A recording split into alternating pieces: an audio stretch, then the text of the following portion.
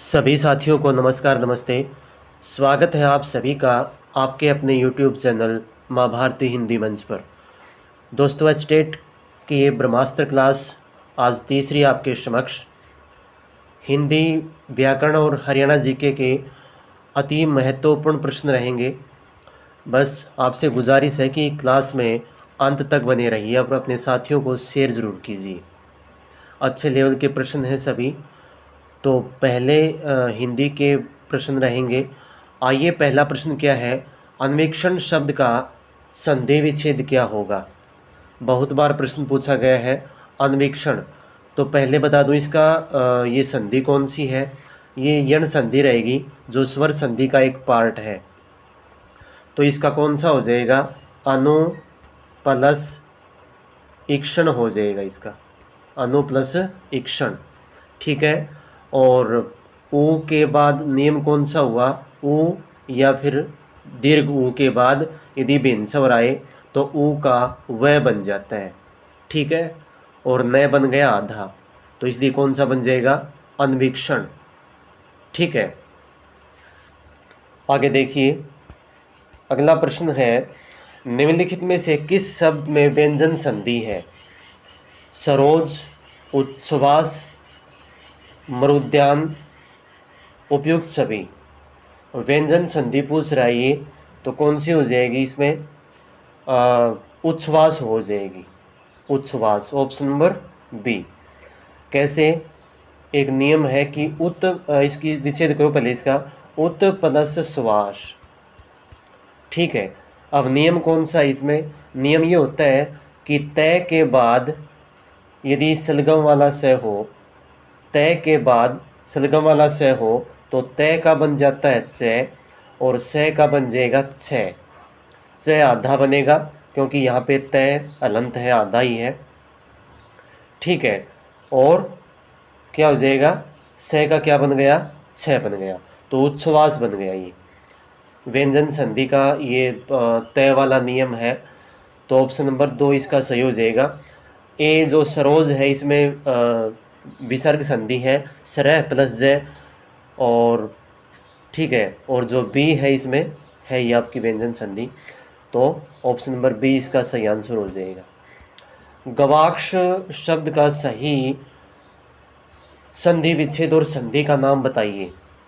गवाक्ष, तो कौन सा हो जाएगा इसमें? इसका हो जाएगा ऑप्शन नंबर ए सही। अयादि संधि में आ जाएगा ये, गो प्लस अक्ष, ठीक है ना। गो प्लस अक्ष। नियम कौन सा रहता है अयादि संधि का?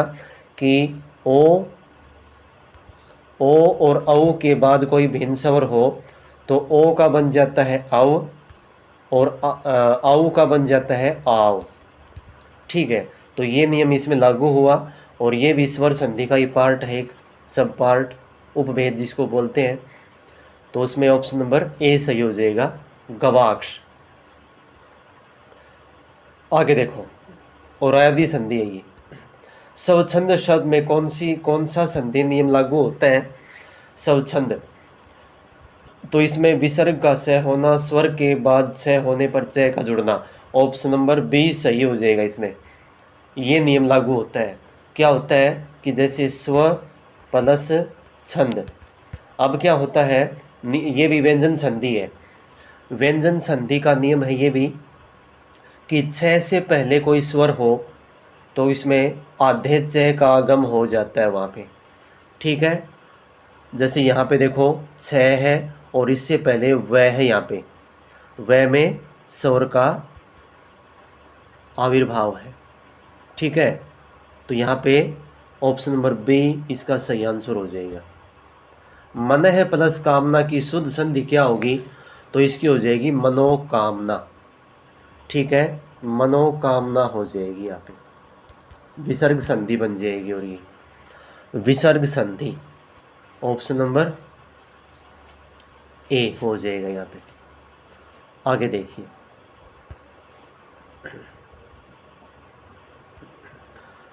कनफटा शब्द में समास कौन सा है? एक मिनट, पहला वाला प्रश्न देखो एक बार, इसमें कुछ डाउट लगा मुझे भाई। मन है प्लस कामना की शुद्ध संधि पूछ रहा है, तो ये यहाँ पे यदि नियम है एक कि विसर्ग के बाद यदि क और प आए तो वहाँ पे कोई बदलाव नहीं होगा, तो यहाँ पे विसर्ग एज इट इज रहेंगे, ठीक है ना। ऑप्शन नंबर बी सही हो जाएगा यहाँ पे, ठीक है। मनोकामना नहीं बनेगी क्योंकि ये ऑप्शन नंबर बी हो जाएगा। ओ तो तब बनता है कि जब विसर्ग से पहले ए आ हो और बाद में गो स्वर्ण हो। गो स्वर्ण समझते होगे, जैसे ये रे ले व है सभी स्वर और हर वर्ग का तीसरा चौथा और पांचवा वर्ण, ठीक है ना। तो इसका ऑप्शन नंबर बी बनेगा, मन है प्लस मन है कामना, एज इट इज रहेगा ये।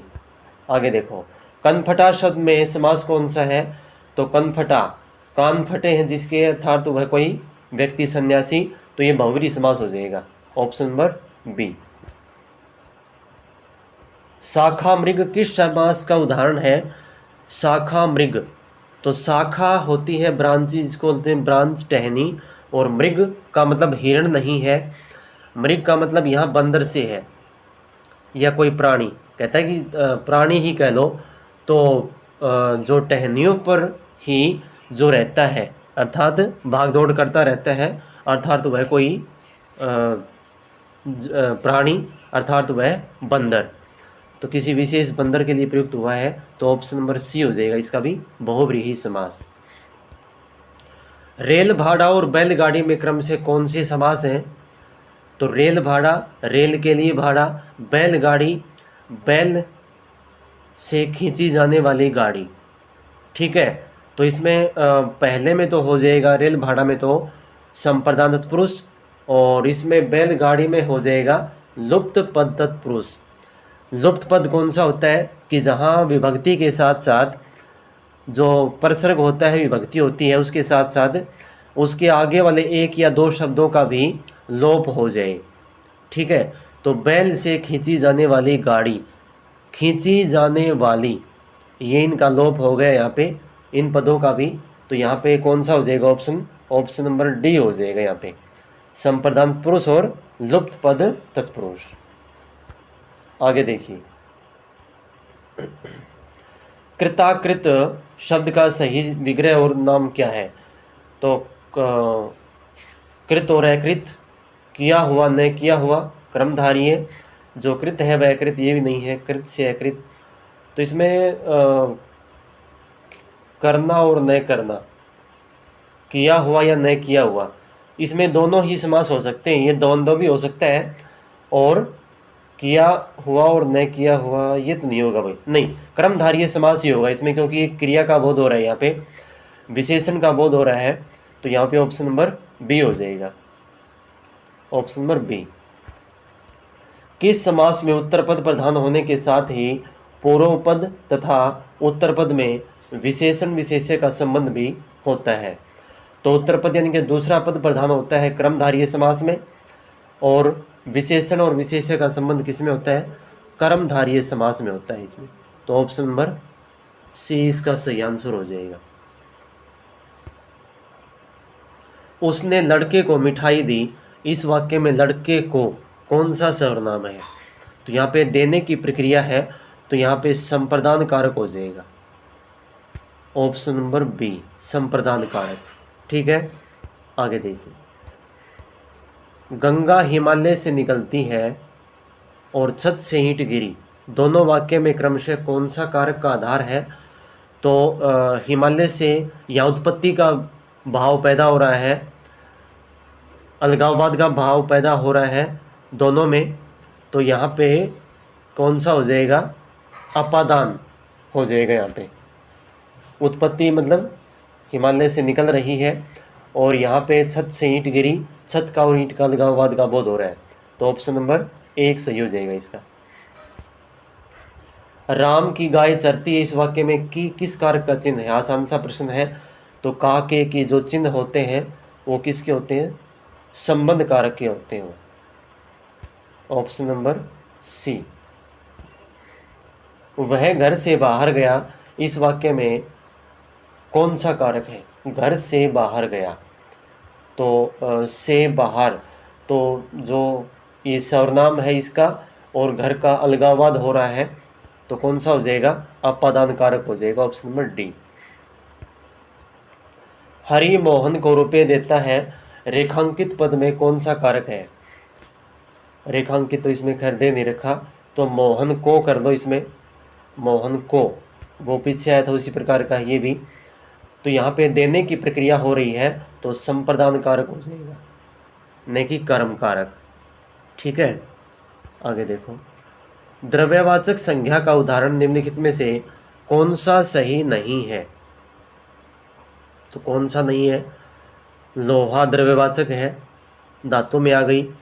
तेल लिक्विड द्रव होता है वैसे, ये आ गई। पीतल भी धातु हो गई। कक्षा ये नहीं है, तो कक्षा कौन सी है? कक्षा हो जाएगी इसमें, और कक्षा है समुदायवाचक या समूहवाचक संज्ञा। ठीक है, बाकी और ये तीनों हैं, तो ऑप्शन नंबर डी हो जाएगा इसका, नहीं है पूछा इसमें। बुढ़ापा एक प्रकार का अभिशाप है, रेखांकित पद की संज्ञा है बुढ़ापा, पूछ रखी है, तो बुढ़ापा जो है वो भाववाचक संज्ञा हो जाएगी, और बूढ़ा विशेषण से बना है, ये विशेषण से भाववाचक संज्ञा बनी है बुढ़ापा, ऑप्शन नंबर बी। निजवाचक सर्वनाम का प्रयोग किस वाक्य में हुआ है? यह मेरी निजी पुस्तक है, आज अपनापन कहाँ है, अपनों से क्या छिपाना, आप भला तो जग भला, ऑप्शन नंबर डी हो जाएगा। जहाँ स्वयं खुद का बोध हो। ठीक है, आप भला तो जग भला, यानी कि खुद यदि भला है तो पूरा संसार भला है, ऑप्शन नंबर डी। यह गाय अधिक दूध देती है, उक्त वाक्य में अधिक विशेषण किसकी विशेषता बता रहा है? तो अधिक, अधिक क्या देती है? दूध देती है, तो किसकी विशेषता बता रहा है? दूध की। और अधिक क्या है? क्या हो जाएगा? ये भी विशेषण ही हो जाएगा, और परिमाणवाचक विशेषण हो जाएगा ये, परिमाणवाचक। और परिमाणवाचक में कौन सा? अनिश्चित वाचक, अनिश्चित परिमाणवाचक हो जाएगा, ऑप्शन नंबर बी।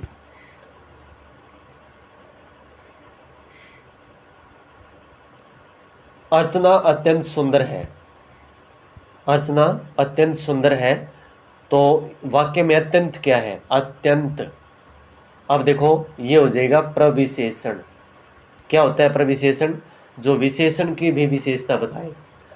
जैसे अत्यंत को हटा दो एक बार कि ये अर्चना सुंदर है, तो ये अर्चना की विशेषता बताई जा रही है। अब यहाँ पे अत्यंत सुंदर है, कम सुंदर है, अधिक सुंदर है, ये होता तो कौन सा हो जाता? कौन सा होगा? प्रविशेषण हो जाएगा, ऑप्शन नंबर बी। सकर्मक क्रिया का चयन कीजिए।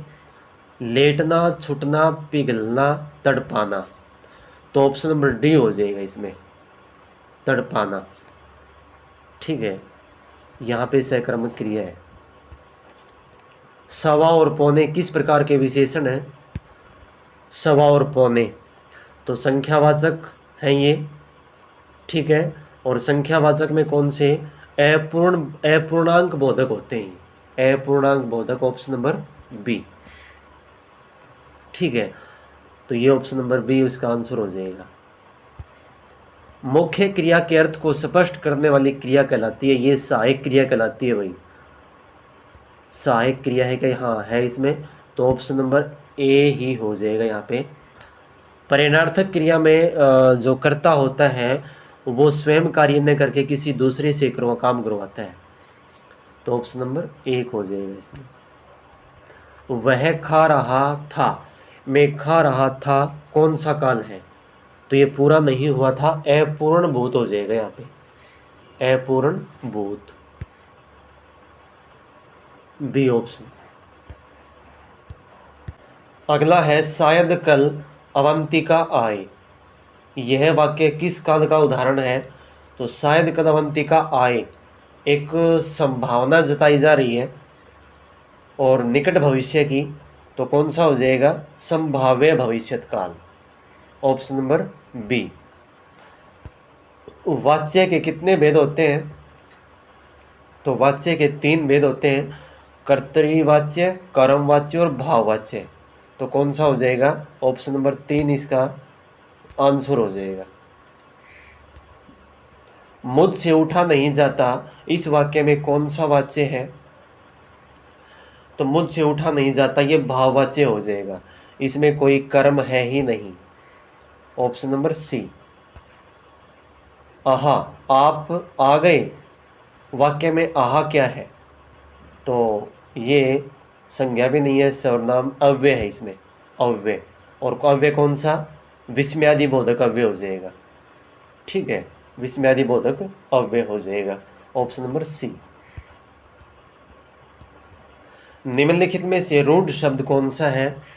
वाचनालय, समतल विद्यालय, पशु। तो इसमें पशु हो जाएगा रूढ़ शब्द। कौन से होते हैं रूढ़ शब्द? कि जिनके टुकड़े करने पर उन टुकड़ों का कोई सार्थक अर्थ ना निकले, जैसे मेज, घर, पशु, किताब, ये सभी रूढ़ शब्द हैं। वाचनालय, वाच प्लस आलय, और समतल, ये दोनों योग रूढ़ है। विद्यालय भी योग रूढ़ है, नहीं योग रूढ़, यौगिक, योग रूढ़, यौगिक शब्द है ये दोनों तीनों ऊपर वाले यौगिक। आगे देखिए, पंकज, जलज आदि किस प्रकार के शब्द हैं? तो पंकज और जलज, तो पहले ही देखो कि ये बना है पंक प्लस जय, ये किसी विशेष अर्थ को प्रकट करता है। पंक का मतलब होता है कीचड़ में, और जय का मतलब होता है पैदा होने वाला। इसी प्रकार जलज, जल प्लस जय, तो ये कमल के पर्यायवाची हैं, कमल को इंगित कर रहे हैं। तो कौन सा हो जाएगा? योग रूढ़ हो जाएंगे दोनों ये। ठीक है ना, ये तीन भेद होते हैं, रूढ़, यौगिक और योग रूढ़। योग रूढ़ में दो शब्दों का मेल तो होता है, लेकिन वो किसी विशेष अर्थ को इंगित करते हैं वो। ठीक है, उनका जो अर्थ होता है। तो ऑप्शन नंबर सी हो जाएगा इसका। यौगिक में दो शब्दों का मेल होता है, जैसे विद्या प्लस आल्य, विद्यालय। निम्नलिखित में से कौन सा शब्द तत्सम नहीं है? कपाट, कीटक, कूची, कुंभकार, कोची नहीं है इसमें तत्सम। ऑप्शन नंबर सी हो जाएगा। और कोची का होता है तत्सम कुर्ची का, कुर्ची का। ठीक है ना, तो सी इसका ऑप्शन हो जाएगा। अट्टालिका का तद्भव क्या होगा? अट्टालिका तत्सम है। अट्टालिका होती है अटारी, महल के ऊपर, भवन के ऊपर जो होती है ऊंची चोटी, उसको बोलते हैं अट्टालिका, अटारी। तो ऑप्शन नंबर ए इसका सही आंसर हो जाएगा। निम्नलिखित में से संकर शब्द कौन सा है? हाइब्रिड जिसको बोलते हैं। संकर शब्द कौन से होते हैं? जो दो भाषाओं के मेल से बनते हैं। तो आतिशबाजी, लफंगा, नारिकेल, रेलगाड़ी। तो रेलगाड़ी है इसमें, रेलगाड़ी। रेल जो शब्द है वो है इंग्लिश का, और जो गाड़ी है वो है हिंदी का। ठीक है, तो ये दो भाषाओं के मेल से बना है। तो ऑप्शन नंबर डी इसका सही आंसर हो जाएगा। अगम शब्द का विलोम क्या होगा? अगम का मतलब होता है जहां जाया न जा सके, इसका हो जाएगा सुगम। Option number A. वेष्टि का विपरीतार्थक शब्द क्या होगा? वेष्टि का हो जाएगा समष्टि, समष्टि, पूरी तरह जिसको बोलते हैं। खनक किस शब्द का पर्यायवाची है? चोर, सोना, आग, हवा।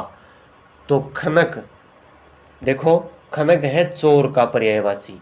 किसका है? चोर का। बहुत ही कम बच्चों को पता होगा खनक। ठीक है ना, खनक का मतलब एक शब्द के अनुसार होते हैं, वाक्य के अनुसार। खनक का मतलब कोई दो बर्तनों का खनकना भी होता है, और खनक का मतलब चोर भी होता है। सोना, सोना वो होता है कनक, खनक नहीं, कनक होता है सोना। ठीक है ना, तो इसका आंसर ए हो जाएगा सही। श्वेत और सफेद का क्रमशः अर्थ क्या है? तो श्वेत का अर्थ होता है सफेद, और श्वेत का अर्थ होता है पसीना। तो ऑप्शन नंबर ए हो जाएगा इसका। जो पहले कभी न हुआ हो वाक्यांश के लिए एक शब्द क्या होगा? तो इसका हो जाएगा अभूतपूर्व।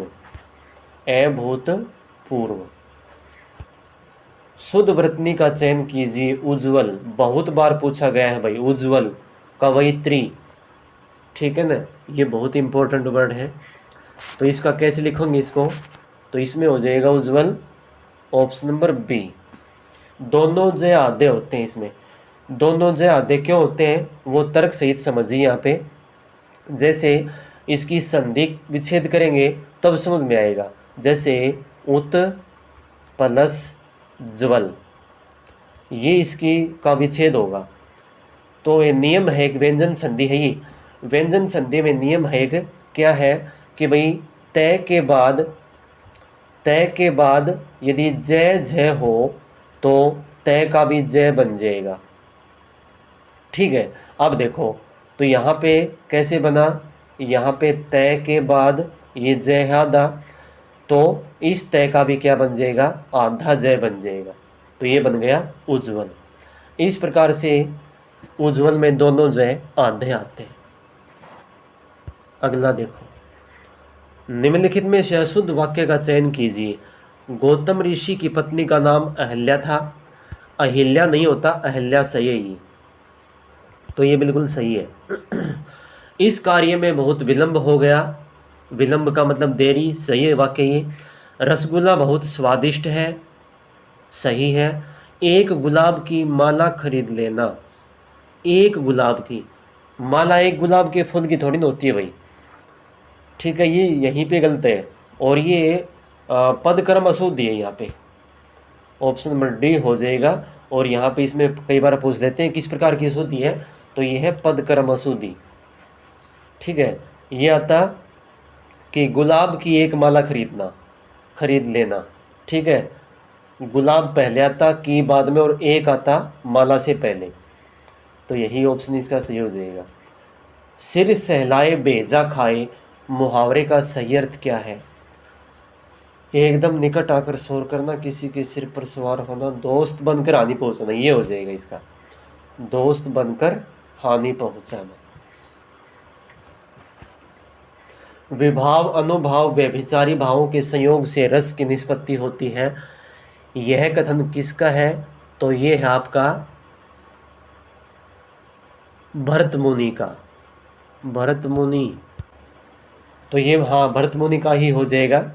ऑप्शन नंबर कौन सा, बी हो जाएगा यहाँ पे। वीर रस का स्थायी भाव क्या है? तो वीर रस का स्थायी भाव होता है उत्साह। यदि मन में उत्साह होगा तब वीर जो रस है उसका आविर्भाव होगा। आगे देखिए, करुण रस का स्थायी भाव क्या है? तो करुण रस का है शोक।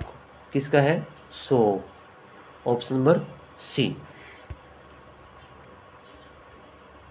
विस्मय हैरानी का है, निर्वेद शांत का है, जुगुप्सा जो है वो घृणा का है। ये ध्यान रखना आपको भाई, मैंने तीनों और बता दिए हैं। चरण धरत चिंता करत, चितवत चारों ओर, सुबरन को खोजत फिरत, कवि व्याभिचारी चोर। ये कई बार पूछा गया है। तो इसमें अलंकार कौन सा है? इसमें सलेस अलंकार है। एक ही शब्द के जो है बहुत सारे अर्थ निकलना, तो कौन सा हो जाएगा? इसमें सलेस अलंकार हो जाएगा यहाँ पे। आगे देखो, सुबरन के लिए ही, सुबरन के अर्थ है भाई ये सारे। सुबरन, सुबरन किसके लिए? देखो एक बार, कवि के लिए का मतलब होता है सुबरन, मतलब अच्छे अक्षर, ठीक है। कवि फिर व्यभिचारी का मतलब होता है चरित्रहीन महिला, यानी कि एक अच्छा वर, ठीक है, उसके लिए हो गया अच्छा वर। और चोर के लिए सुबरन मतलब सोना, स्वर्ण जिसको बोलते हैं, स्वर्ण सोना। तो सुबरन जो शब्द है इसके बहुत सारे अर्थ हो गए, तो कौन सा? सलेस अलंकार हो गया इसमें। तरनी तनुजा तट तमाल तरवर बहुत छाए, इस पंक्ति में अलंकार कौन सा? तो फेमस एग्जाम्पल है ये, अनुप्रास हो जाएगा इसमें। छंद शास्त्र के आदि प्रणेता कौन माने जाते हैं? तो ये पिंगल ऋषि माने जाते हैं, पिंगल ऋषि। Option number B. दोहा और रोला को क्रम से मिलाने पर कौन सा छंद बनता है? दोहा और रोला को मिलाने से तो ये बनता है भाई कुंडलिया। कौन सा बनेगा? कुंडलिया बन जाएगा। Option number C. सिंधु सेज पर धरा वधु अब तनिक संकुचित बैठी सी। अब पंक्ति में कौन सी शब्द शक्ति है? इस पंक्ति में तो इसमें है लक्षणा, और इसमें अलंकार यदि पूछे तो बता देना कौन सा। नहीं, अलंकार नहीं, हाँ अलंकार, तो अलंकार बताना उसमें उपमा। कौन सा? उपमा। सी, ठीक है, संकुचित बैठी सी, तो इसमें लक्षणा शब्द शक्ति हो जाएगी। शब्द की 3 शक्तियां होती हैं, बताया भी था मैंने, अभिधा, लक्षणा और व्यंजना। माधुर्य गुण का किस रस में प्रयोग होता है? तो माधुर्य का होता है श्रृंगार रस में। किसमें? श्रृंगार में। Option number B. तो दोस्तों ये हिंदी के प्रश्न थे। अब पढ़ेंगे हरियाणा जीके के प्रश्न। तो आइए, हरियाणा जीके में आज हरियाणा की राज्य व्यवस्था से संबंधित प्रश्न रहेंगे और सभी आए हुए प्रश्न हैं इस टॉपिक से। तो देखिए, पहले राजनीतिक परिचय। देखो, हरियाणा का कौन सा राजनीतिक नेता भारत का उप प्रधानमंत्री था? तो कौन था? ये चौधरी देवीलाल थे। ऑप्शन नंबर सी हो जाएगा। देखो इसके बारे में विस्तार क्या है। चौधरी देवीलाल भारत के छठे उप प्रधानमंत्री 2 दिसंबर 1989 से 1 अगस्त 1990 तक थे। इनका जन्म 25 सितंबर 1914 को हरियाणा के सिरसा जिले में हुआ था। इन्हें किसानों के मसीहा रूप में ख्याति प्राप्त है। तो ये इसके बारे में ध्यान रखना है ये बातें। बापोली हरियाणा के किस जिले के अंतर्गत आता है? तो ये आता है पानीपत के। पानीपत, बापोली। हरियाणा विकास पार्टी की स्थापना की थी, किसने की थी? तो ये की थी चौधरी बंसीलाल ने।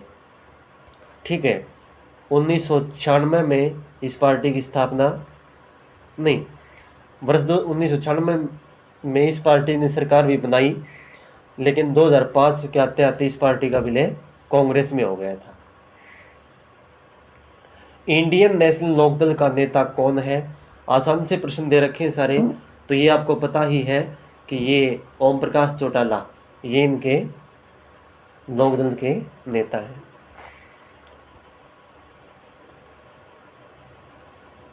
इसकी स्थापना 1996 में की गई थी। जिस समय हरियाणा राज्य में प्रथम राष्ट्रपति शासन लागू किया गया तब भारत के राष्ट्रपति कौन थे? तो कौन थे? तो ये थे डॉक्टर जाकिर हुसैन। देखो कितनी बार प्रश्न पूछा गया है। डॉक्टर जाकिर हुसैन के समय में हरियाणा में जो है पहली बार राष्ट्रपति शासन लागू हुआ था, और ये हुआ था पहली बार 1967 में। ठीक है ना, 1967 में। देखो इसका विस्तार देखेंगे एक बार, इंपॉर्टेंट प्रश्न है ये।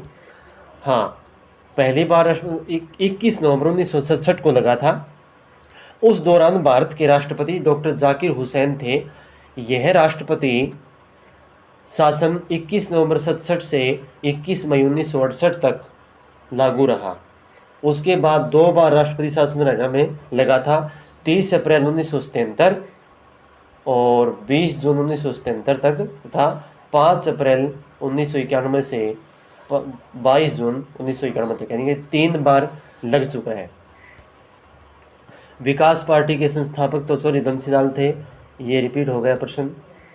पंजाब और हरियाणा उच्च न्यायालय के वर्तमान मुख्य न्यायाधीश, ये पुराना प्रश्न है।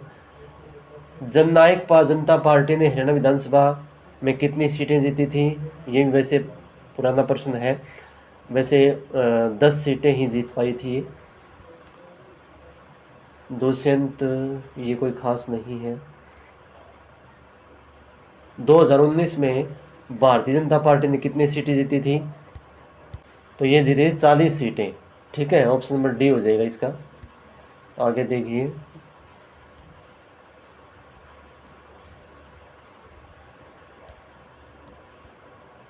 हाँ, अब आ गया भाई हरियाणा के राज्यपाल। हरियाणा के सबसे लंबे समय तक सेवारत रहे राज्यपाल थे, तो कौन थे ये थे धर्मवीर। ठीक है, ऑप्शन नंबर डी हो जाएगा इसका।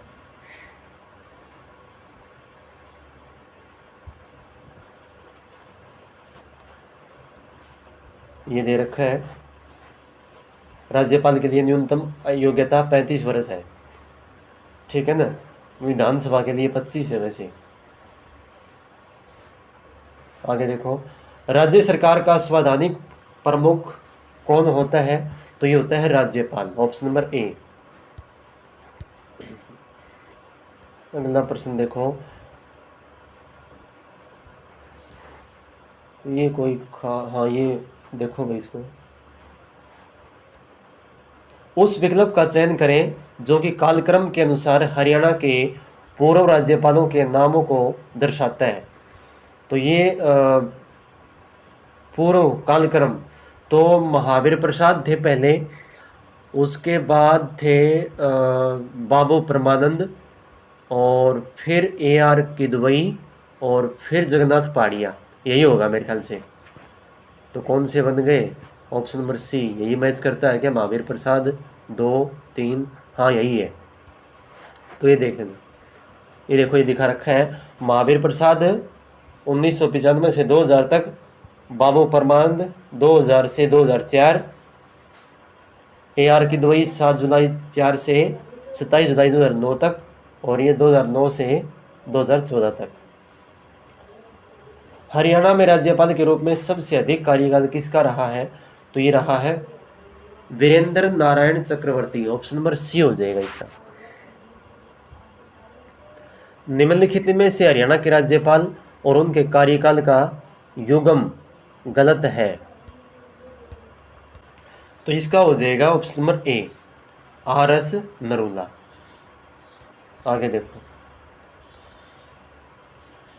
आगे देखिए, श्री धर्मवीर जो हरियाणा के राज्यपाल थे, उनका कार्यकाल कितने दिनों का रहा था, तो ये उनका रहा था 10 महीने का पहले।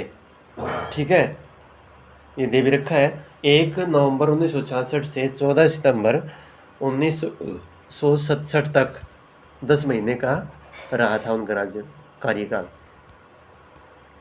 हरियाणा के राज्यपाल की नियुक्ति खालिस्तान के द्वारा होती है, तो ये होती है राष्ट्रपति द्वारा।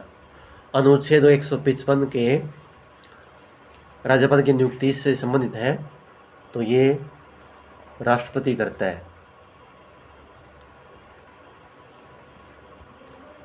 ये तो पुराना प्रश्न हो गया। राज्य सरकार का संवैधानिक प्रमुख कौन होता है, तो ये राज्यपाल होता है, ऑप्शन नंबर ए। राज्य के गवर्नर को शपथ कौन दिलाता है, तो ये दिलाता है राज्य के गवर्नर को राज्य का महाधिवक्ता दिलाता है शायद, ये ऑप्शन नंबर सी हो। नहीं भाई, ये उच्च न्यायालय का मुख्य न्यायाधीश। ठीक है, उच्च न्यायालय का मुख्य न्यायाधीश जो है, इनको गवर्नर को शपथ दिलाता है। देखते हैं एक बार, यही है शायद। 169 राज्यों के समय इसके अनुसार राज्यपाल को उस राज्य के, हाँ यही है, ऑप्शन नंबर बी। राज्य के महाधिवक्ता को कौन नियुक्त करता है, तो इनको जो है नियुक्त करता है राज्यपाल, ऑप्शन नंबर सी, अनुच्छेद 165 के तहत।